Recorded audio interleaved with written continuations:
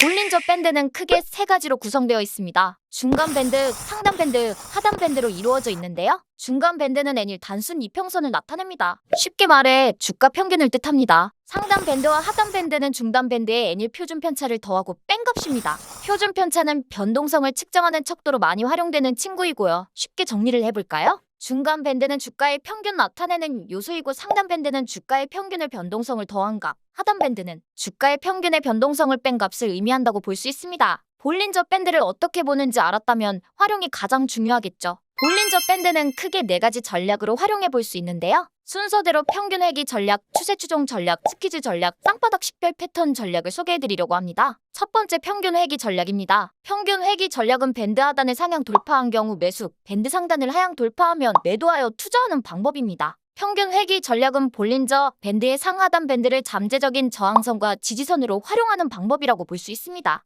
실제 차트에서 보시면 이와 같이 밴드 하단을 상향 돌파할 때 매수, 밴드 상단을 하향 돌파할 때 매도하면 된다는 것을 알 수 있습니다. 평균 회귀 전략은 특히 뚜렷한 추세가 있을 때보다는 박스권 장세일 때 정확도가 높은 편입니다. 다음은 추세 추종 전략입니다. 추세 추종 전략은 상반 추세가 뚜렷할 때 상단 밴드 상향 돌파가 있는 경우 매수 시그널로 해석할 수 있다는 기법입니다. 강한 추세와 함께 상향 돌파가 반복되는 것은 상방으로 크게 주가가 오를 수 있다는 점을 의미하기 때문에 매수를 고려해봐야 할 지점이라고 할 수 있습니다. 실제 차트에서 보시면 아래와 같은 지점이 돌파 지점이자 매수 지점이라고 해석될 수 있습니다. 마찬가지로 하방 추세가 뚜렷할 때 하단 밴드 하향 돌파가 있는 경우 매도 시그널로 해석될 수 있는데요. 강한 추세와 함께 하향 돌파가 반복되는 것은 하방으로 크게 주가가 내릴 수 있다는 점을 의미하기 때문에 매도를 고려해보아야 할 지점이라고 할 수 있습니다. 실제 차트에서 확인해보면 아래와 같은 지점이 돌파 지점이자 매도 지점이라고 해석할 수 있는 거죠.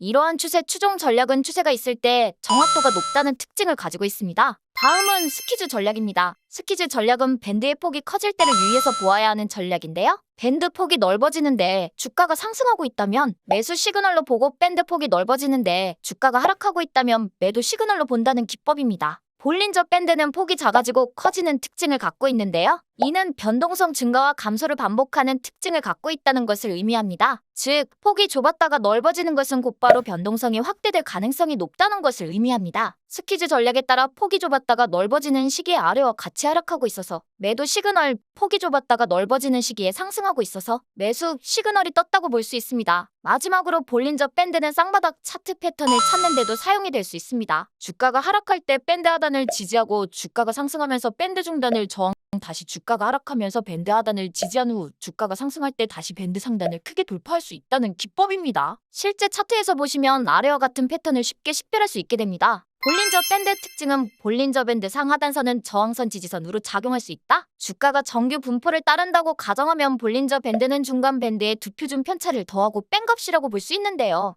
여기서 이는 앞에 말했던 K입니다. 그 값을 기반으로 계산해 보았을 때 주가가 밴드 밖을 벗어날 확률은 4.5%, 다른 말로 밴드 내부에 주가가 머무를 확률은 약 95%라고 볼 수 있습니다. 즉 95%의 확률로 볼린저 밴드 상하단은 각각 저항선 지지선 역할을 하며 그 상단은 과매수 하단은 과매도 지점으로 해석할 수 있게 되는 겁니다. 두 번째, 볼린저 밴드 폭은 변동성을 나타낸다. 볼린저 밴드는 중간 밴드 평균값의 표준 편차를 더한 값이죠. 그래서 그 폭은 변동성을 의미하게 됩니다. 주가 변동성이 커지면 그 표준 편차가 커지게 되고 아래 위로 더하는 그 표준 편차가 커지기 때문에 폭이 넓어지는 원리가 되는 겁니다. 마찬가지로 주가 변동성이 줄어들면서 잔잔해지면 표준 편차가 줄어들게 되겠죠? 그러면 폭이 저절로 좁아지게 되는 원리입니다. 이러한 볼린저 밴드에도 한계가 있는데요. 첫째, 주가 수익률은 정규 분포를 따르지 않습니다.